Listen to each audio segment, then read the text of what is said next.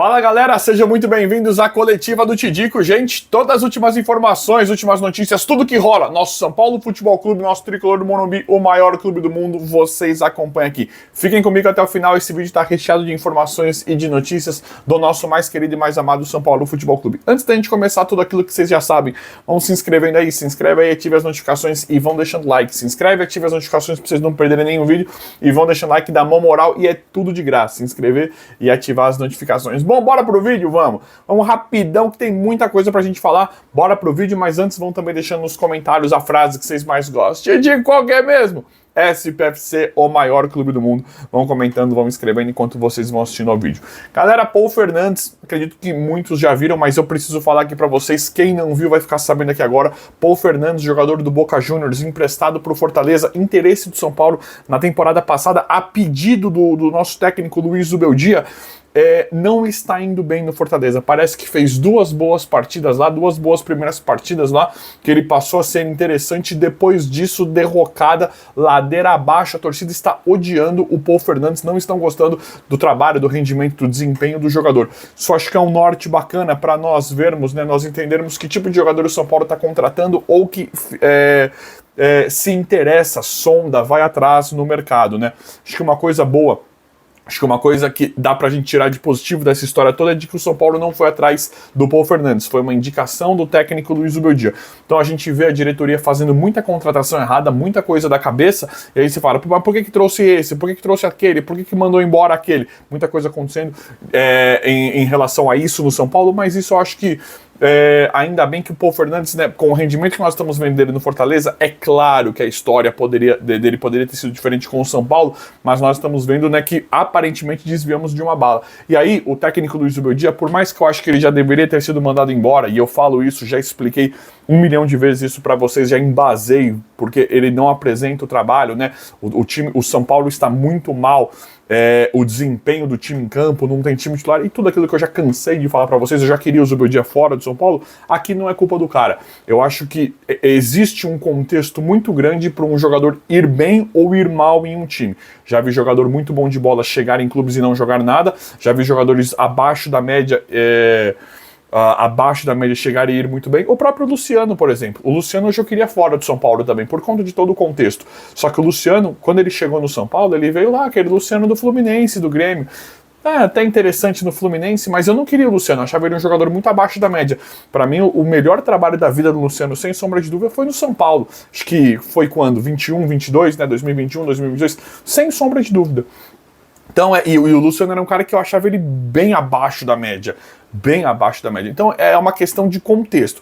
Por mais que eu ache o técnico Luiz Zubeldia incompetente e longe de ser um técnico bom pro São Paulo, eu acho que aí não é culpa do treinador. Você vai falar, tá vendo? O cara queria contratar um cara ruim. Acho que isso aí é oportunismo e eu não uso de oportunismo aqui no canal. Então, vamos comemorar, né? Acho que a gente pode comemorar não ter feito uma contratação que poderia dar errado. Né? Dependente aí, mas é isso que estão falando do Paul Fernandes lá no Fortaleza. Se eu não me engano, ele é do Boca ainda, né? Ele é do Boca emprestado pro Fortaleza, né? E o São Paulo queria antes, tudo, e não deu certo, não rolou. Enfim. Galera, excelente notícia espetacular em relação ao Cédric Soares. Tem uma notícia maravilhosa e uma ruim. Não é uma ruim, né? Mas é um comentário, uma fala bem estranho. Para mim é maravilhoso, né, a notícia do Cédric Soares, da continuidade do Cédric Soares. O Carlos Belmonte aí falou que tem a renovação automática. Tudo pode acontecer. Cédric Soares vai vencer o contrato no meio do ano. Tem a renovação automática para ele renovar até o final. Existe essa renovação automática de que muito provavelmente ele irá continuar e a diretoria trata com muito otimismo. Mas pode ser que não fique. A chance dele não ficar é mínima, pelo que a gente vê do Belmonte, do Cédric Soares, de todo o desenrolar dessa história. Cédric Soares, nosso lateral direito português, né, que chegou recentemente no São Paulo. Então eu estou adorando. Muito provavelmente, não vou chegar e cravar aqui, porque foi o que... também não dá pra levar muito em consideração o que o Carlos Belmonte fala, com todo respeito aí. Carlos Belmonte falou que tudo pode acontecer, ainda não é certo que ele está renovado para 2025, mas acho que a probabilidade dele não ficar, dele não renovar com o São Paulo até o final de 2025 é muito pequena, algo para nós comemorarmos demais, porque da mesma forma como nós resolvemos a situação da lateral esquerda com Enzo Dias e o Wendel, a gente resolve a lateral direita com o Cédric Soares. A gente fica um pouco mais preocupado porque o Cédric Soares ele veio em um contexto em que ele estava mal fisicamente, né? Em que ele não estava com tanto ritmo de jogo, a gente não sabia como ele iria responder fisicamente falando. Tecnicamente a gente já sabia, né? A gente já sabia que era muito bom. Eu fiz toda a cobertura da chegada do Cédric Soares aqui no canal para vocês. Tecnicamente nós já sabíamos como ele iria mais ou menos se comportar. Fisicamente que era a nossa preocupação. Mas ele resolve tecnicamente a lateral direita do São Paulo, tirando a posição do Igor Vinícius. Agora precisamos saber, né? Se nessa carga de Libertadores, Campeonato Brasileiro, Copa do Brasil, se ele vai dar conta do recado. Vamos torcer e esperar para que sim. Reserva dele fica aí o Igor Vinícius, mas pelo menos o Cédric está jogando e é um jogador que eu particularmente adoro. Adoro as atuações, estou muito feliz desse cara, dessa grande chance, dessa grande oportunidade dele continuar sendo jogador no São Paulo e para mim resolvendo a lateral direita que há muito nós não tínhamos. Belmonte deu uma outra fala também, uma coisa assim que doeu meus ouvidos de ouvir. Eu não concordo nem um pouco. Por quê? O Carlos Belmonte ele falou em relação à base, uma grande dor nossa, né? Nós temos muitas ressalvas, muitas coisas acontecendo quando mexe com a base, quando vem falar da base do São Paulo, né? E aí ele fala, os jogadores da base, eu não entendo, tá, gente? Assim, pra mim esses caras estão tentando sabonetar, eu não concordo nem um pouco com isso. Então aí ele chega e fala assim, os garotos da base é isso mesmo, eles são os terceiros reservas, né? Eles são os terceiros de cada posição. Você tem um centroavante lá, por exemplo, você tem o Caleri, aí você tem Caleri, aí o André Silva é o reserva imediato e tem o Rian Francisco. Aí você tem o Lucas Ferreira, que é lá, Lucas, depois Eric, depois Lucas Ferreira, um exemplo, né? Então ele fala que os garotos da base só irão jogar em caso eles serão os terceiros reservas. Só que eu acho isso ridículo. No futebol não é assim, né? Cada jogador tem sua característica. E se você tem um jogador que, por exemplo, o Rian, gente, pra mim, na carreira, ele vai jogar muito mais que o André Silva, por exemplo. Pra mim, ele pode ser um jogador melhor que o Caleri, ele pode virar um jogador melhor que o Caleri, tem tudo pra isso acontecer, inclusive. Como é que você deixa um cara desse no banco só porque ele é da base? Então não tem lógica. Se o Palmeiras pensasse isso... Olha o exemplo que eu vou ter que dar aqui. Se o Palmeiras pensasse isso em relação ao Endrick, não teria feito essa venda astronômica. Ou em relação ao Estevão. Então percebe o quão é pobre, o quão é raso esse comentário? O quanto falta lógica? Porque no futebol a gente vê jogadores, né, se sobressaindo, independente da idade. Jogadores mais jovens, muitas vezes, são melhores do que jogadores mais velhos, ou até jogadores intermediários, de 25, 26, 27 anos. Então isso é um comentário, para mim, completamente descabido. Então quer dizer que se nós tivéssemos o Pelé no time do São Paulo, digamos que tem o Pelé e ele é da base, ele não pode jogar porque tem um jogador contratado, tem um jogador titular, um jogador contratado, então ele é o terceiro reserva só porque ele é da base. Então eu acho assustador, patético e ridículo, tá, esse tipo de comentário. Porque assim, não é para colocar todo mundo da base. Nós sabemos que tem jogadores contratados. Por exemplo, o Lanza. O Lanza é uma perda. Esse Lanza ele não pode mais jogar no São Paulo com o Enzo Dias e com o Wendel. Só que agora, o Rian pode entrar um jogo no lugar do André Silva. Ele pode entrar um jogo no lugar do Caleri, no Caleri nessa má fase. Ele tem condição técnica para isso. Então não é esse tipo de análise que tem que ser feita. Tem que ser feita uma análise mais detalhada, uma análise mais inteligente, mais esperta de futebol. Então eu não concordo nem um pouco com essa fala do Belmonte. Nem um pouco. Não vou me alongar muito aqui, né, galera? Senão vai ser o esculacho. Galera, novidade maravilhosa, espetacular envolvendo o Evangelos Marinakis. As coisas estão avançando, os documentos já, o Júlio Casares já fala que está em fase documental, já de assinaturas, tudo certo entre as partes. Então isso é muito legal, muito bacana, né? Outra coisa, né, que nós estamos comemorando, São Paulo deu sorte, né? São Paulo deu sorte. Olha o que nós estamos falando. São Paulo ele dá sorte porque nós estamos torcendo. Olha o nível que chegou. Nós estamos torcendo para outras pessoas administrarem a base do São Paulo. Surreal, né?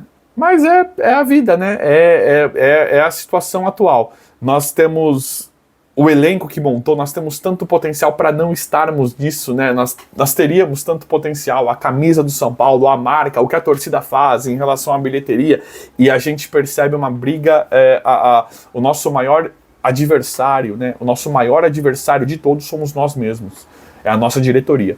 Então aí chega um grupo, né, o Evangelos Marinakis aí, e nós estamos torcendo para que isso aconteça rápido, não só pelos valores que estão para entrar, né, algo em torno de 600 milhões de reais confirmados já no São Paulo, podendo se esticar mais, né, tanto e a Superbet podendo chegar a 1 bi também, valores astronômicos entrando no São Paulo, e a dívida não quita, né, nunca quita, né.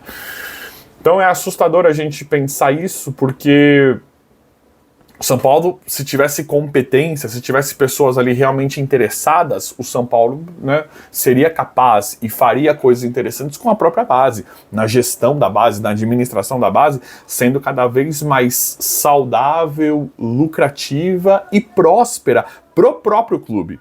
Mas acontece exatamente o contrário. A gente não sabe porque tem jogador lá, a gente não sabe os jogadores contratados ou não. Acabei de trazer para vocês o Pedro Falvella, que a gente, né, é considerado o novo Martinelli, a gente não sabe até que ponto vai jogar ou não. Então a gente não sabe os jogadores por que vai e vão, quem está fazendo a análise, por que alguns jogadores jogam, outros não. Porque é engraçado, né? Com o Juan não foi dado esse discurso. Lembra o Juan, atacante da base? Eu tentei defender no começo, depois não tinha mais justificativa.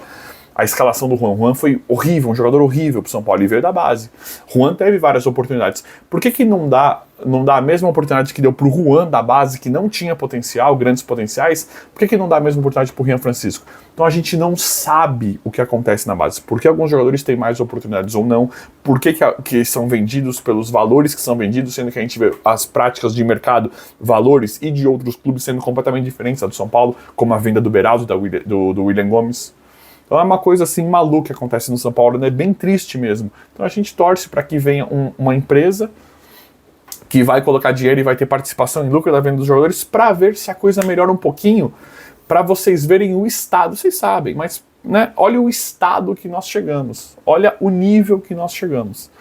Mas vamos falar de coisa boa, né? Vamos falar de coisa boa, vamos falar de TechPix, né? Lembram desse jargão? Galera, Libertadores... Perdão. Oh, meu Deus. Tomar uma água. Desculpa, gente. Libertadores, Luiz Zubeldia, técnico Luiz Zubeldia, diz estar confiante, quer ganhar, né? Falou no começo da temporada que pretende ganhar, que se sente bastante confortável e confiante para disputar e ganhar a Libertadores 2025 com o São Paulo. Eu espero que sim, né, Zubeldia? Eu não acredito mais em nada do seu trabalho. Vou torcer porque você está no meu time, no São Paulo Futebol Clube. Eu não acredito mais em nada, mas eu não vou te cornetar aqui, não. Zubeldia fala que tem total condição e tem mesmo. Com o elenco que nós temos, tem mesmo condição de ganhar a Libertadores. E nós estamos esperando uma campanha espetacular da Libertadores. O Zubeldia quer ganhar. Ele foi até mais corajoso que a diretoria. A diretoria já falou, não, o objetivo é sempre chegar mais longe, né? Eles já não almejam nada. Eles parece, tá? A impressão que eu tenho é que o Casares e o Belmonte, o que eles almejam não é a vitória. Eles almejam a derrota. Na hora deles chegarem e dar um discurso, eles não vêm e falam assim, estamos muito concentrados, muito focados e nós queremos o título. É claro que é muito difícil, é Libertadores, mas nós iremos fazer de tudo para ganhar o título. Eles não falam isso. Parece que eles almejam a derrota. Parece que eles... É igual escola, né? Parece que pro Casares e pro Belmonte é igual escola. O importante é competir, né? Então é surreal, tá? Mas eu não queria... Eu queria fazer um vídeo mais feliz. Eu acredito que tem coisas boas acontecendo, mas esses caras aí simplesmente não dá. Queria não cornetar tanto. Gente, vocês viram aí... Tem uma coisa que vocês viram, que são os times que o São Paulo vai enfrentar, mas tem uma coisa que eu acho que nem todos viram. São Paulo vai enfrentar Tajeres, Alianza Lima e o Libertad. Gente, é o seguinte, São Paulo tem obrigação de passar. Tidico, o Libertadores e tal, eu sei. São todos os jogos finais da Libertadores, eu concordo e eu sei. Só que o São Paulo tem obrigação, gente. Comparado a camisa, valor de elenco, estrutura, clube, tudo. São Paulo precisa passar da fase de grupo. Precisa passar da fase de grupos, porque seria mais um vexame o São Paulo não se classificar. Mas eu tenho muita fé que vai classificar. Só que, por mais difícil que seja a Libertadores, não é aceitável para um time do tamanho, da grandeza do São Paulo e que faz os investimentos que o São Paulo faz e que contrata os jogadores que contrata e que tem o elenco que tem, não passar desses times. Eu vou falar pouquíssimos jogadores de alguns clubes, jogadores destaques aqui que eu separei, e aí eu queria que vocês comentassem. E aí vejam se tem lógica o São Paulo não passar. Tadieres, tem um atacante lá que chama Nahuel Bustos, de 26 anos. Tá novo, mas a gente conhece o futebol do Nahuel Bustos, né? É um cara que veio e não deu nada certo com o São Paulo. Alianza Lima, tem um atacante lá chamado Paulo Guerreiro, o Guerreiro do Corinthians. 41 anos. Chegou recentemente no Alianza Lima. E tem um outro jogador que isso aqui eu fiquei chocado. Claro que são times... a maioria dos jogadores não são tão velhos assim, tá? O Bustos é novo, mas a gente sabe que não é... Né, o Bustos deixou a desejar no São Paulo. O Guerreiro é muito velho. É um dos principais jogadores da Alianza Lima. E tem um jogador aqui que eu vi do Libertad que me causou espanto.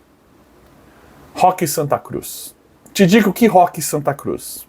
Roque Santa Cruz, aquele do PES, do futebol do videogame, com 43 anos. Ele é centroavante. Claro que não é todo mundo velho aqui no time, né?